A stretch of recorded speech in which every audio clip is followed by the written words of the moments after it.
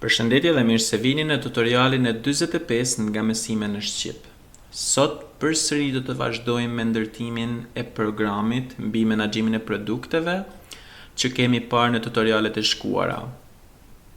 Para se të vazhdojmë me implementimin e rradhës, do ju isha shumë mirënjohës nëse do bëni like kësaj video, share dhe subscribe channelit.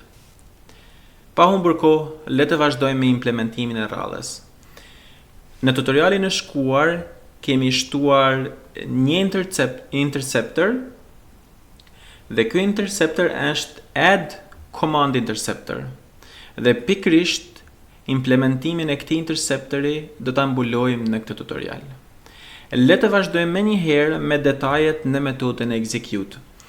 Kemi thënë që në momentin kur ne duam të shtojmë një produkt, na duhet përveç komandës, na duhen dhe një sër parametrash. Dhe për këtë rast ne na duhen dy parametra që të jemi më të saktë. Dhe çfarë bëjmë? Pa shtuar produktin, ne duam që të kontrollojmë që këta dy parametra ndodhen pra në komand. Dhe çfarë bëjmë? Themi command pik dhe këtu kemi një dictionary me parametra, të cilat pra janë të gjithë parametrat që janë të lidhur me këtë komand, dhe themi try get value dhe parametri i parë kemi thënë se quhet produkt. Themi out var product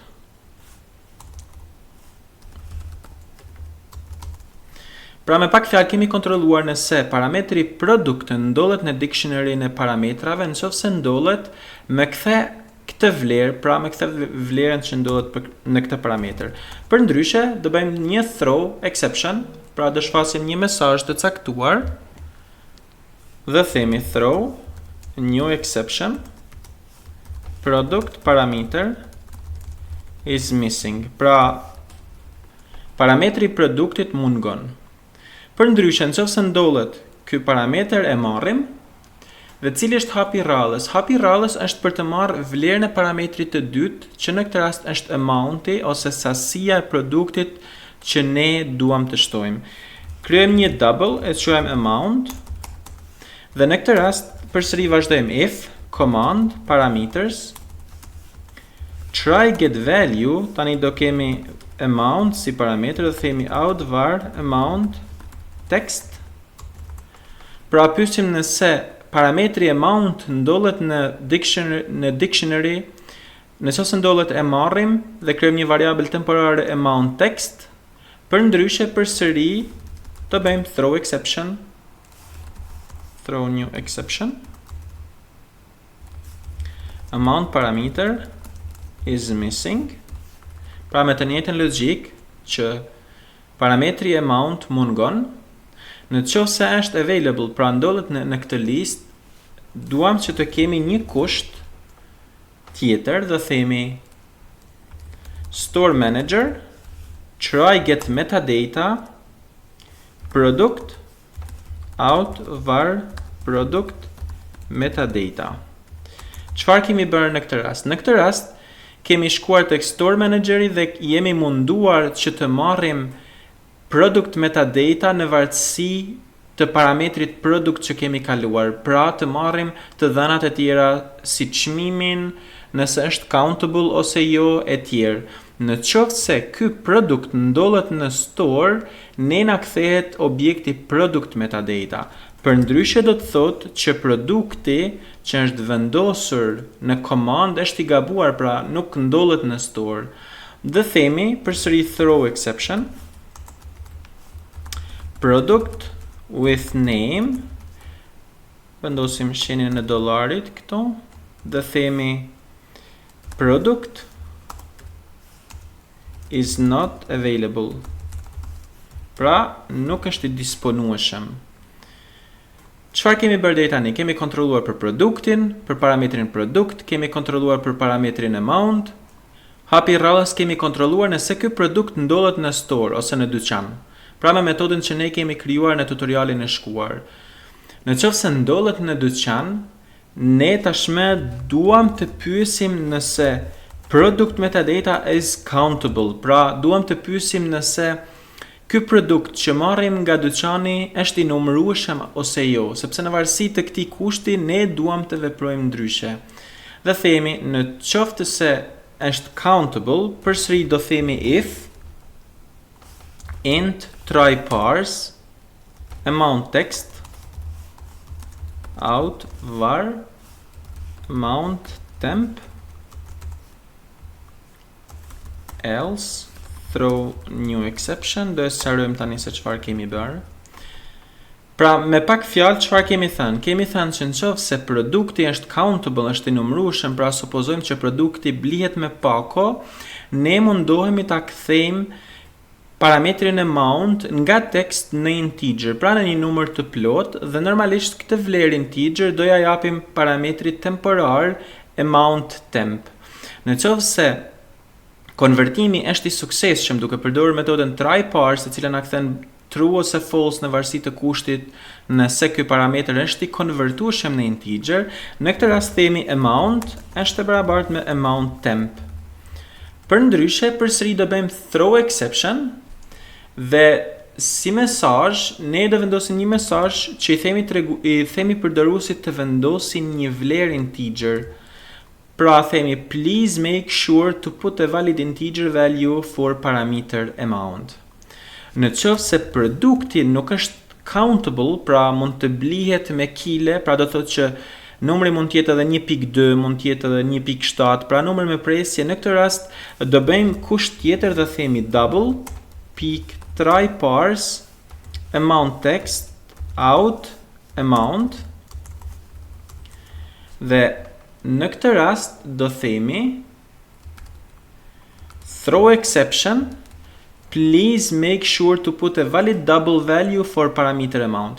Pra çfarë kemi bërë në rastin e dytë? Në rastin e dytë kemi thënë mundohu ta konvertosh amount textin dhe në fund këtë vlerë t'ja kalosh variablit amount që kemi deklaruar këtu lart. Nëse kjo të kthen false, pra nëse nuk është e konvertueshme, do bëjmë throw exception. Po ta shikoni, kjo pjesa e kodit këtu është e ndryshme nga kjo pjesa e kodit këtu, sepse kur përdorim try parse nga integer, jemi të detyruar të krijojmë një variabël temporare, duke qenë që ne nuk mund ta bëjmë assign direkt një double value në këtë metodë, siç e kemi bërë në rastin e dytë. Dhe pastaj, në momentin që kemi bërë konvertimet, në këtë rast ne mund ta shtojmë tashmë produktin në shport. Dhe themi add new product dhe vendosim vlerat. Amounti është e barabartë me amount, is countable tashmë e marrim nga product metadata is countable, name e marrim nga product, nga parametri product që kemi kaluar, që në fakt nuk është asgjë tjetër vetëm name, dhe price-in përsëri e marrim nga product metadata pick price.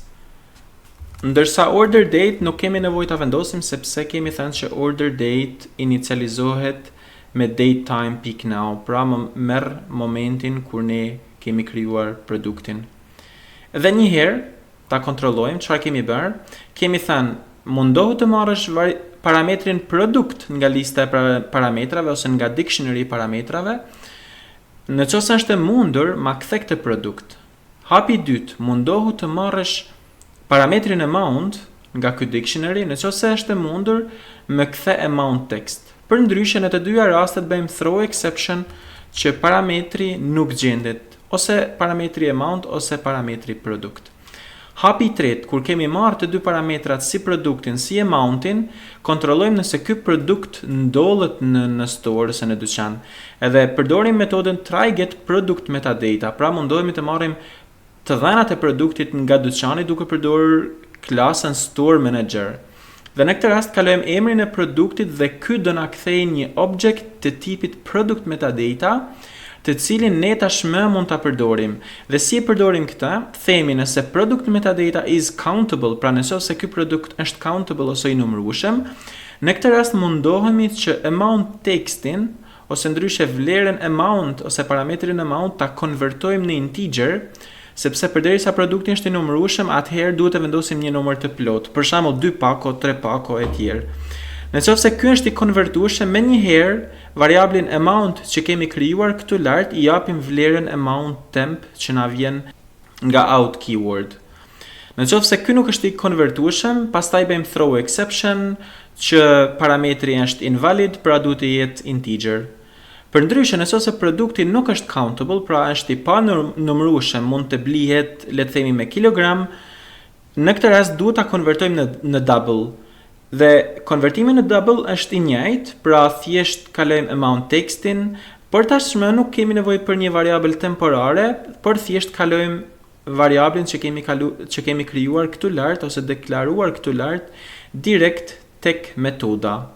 Në qoftë se try parse kthen false, pra kemi vendosur shenjën e pikçuditëses që duke vendosur këtë nga false e kthen true, do bëjmë throw exception.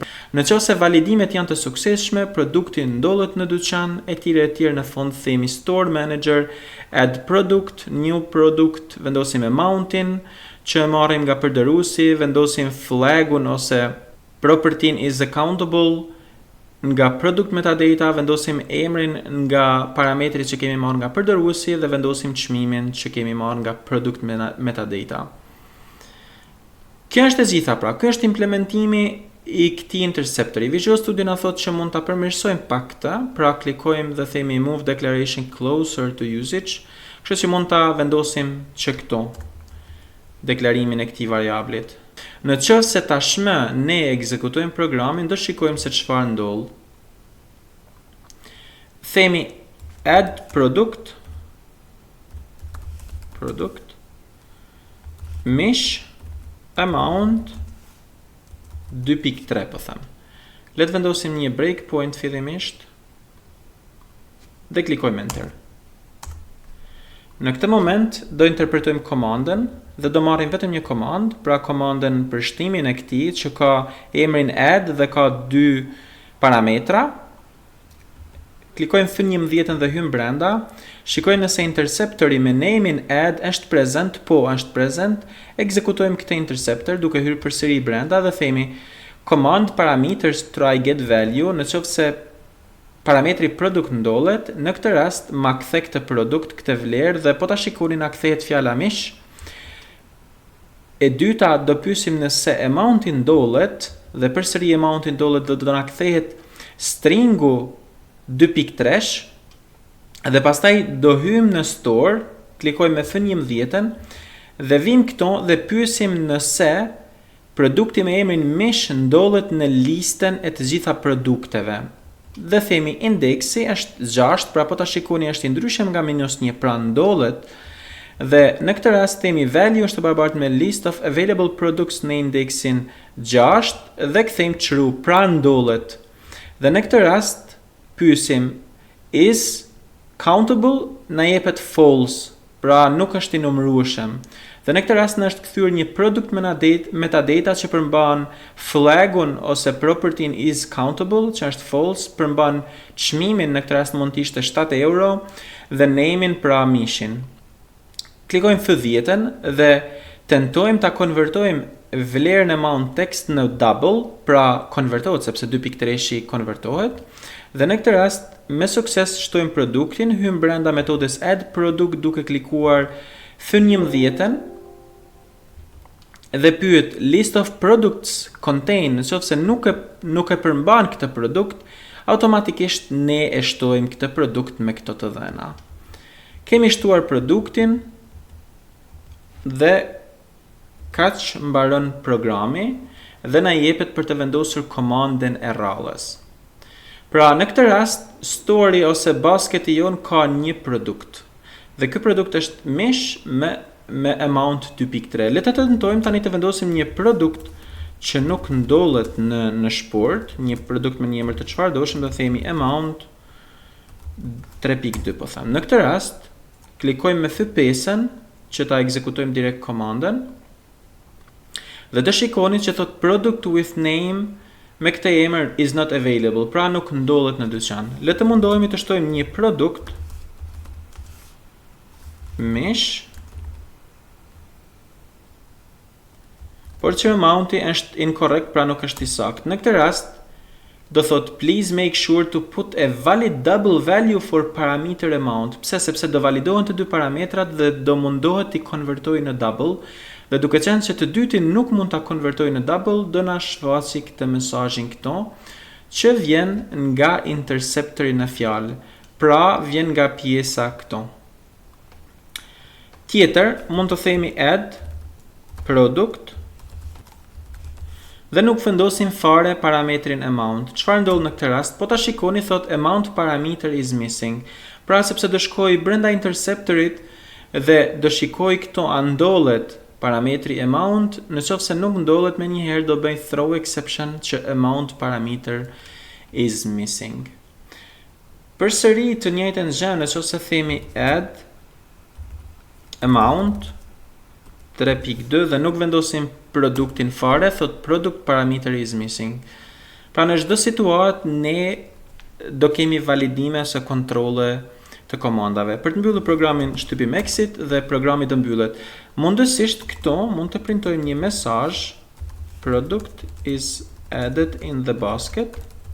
Pra nëse produkti është shtuar në shport, të printojmë një mesazh në mënyrë që përdoruesi ta kuptojë se produkti është shtuar. Add product mesh themi amount 3.2 dhe po ta shikoni tashmë produkti është shtuar dhe thot product is added in the basket. Ju mund ta përmirësoni, madje mund ta përmirësojmë që tani dhe themi amount, nëse është më vogël para se sa 0, në këtë rast bëjmë throw exception.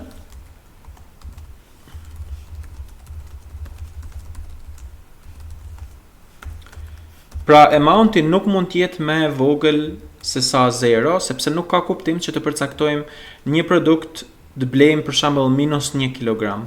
Në këtë rast le ta ekzekutojmë dhe ta shohim nëse validimi ecën. Add product mesh përsëri dhe themi amount -2 për shembull. Në këtë rast do shikoni që thot amount cannot be less than 0. Pra kjo është e zgjidhja për sa i takon këtij interceptorit. Dhe do mundohemi të mbulojmë një interceptor çdo tutorial. Kas kishim përgatitur për këtë tutorial, bashkë miropafshim në tutorialin e radhës.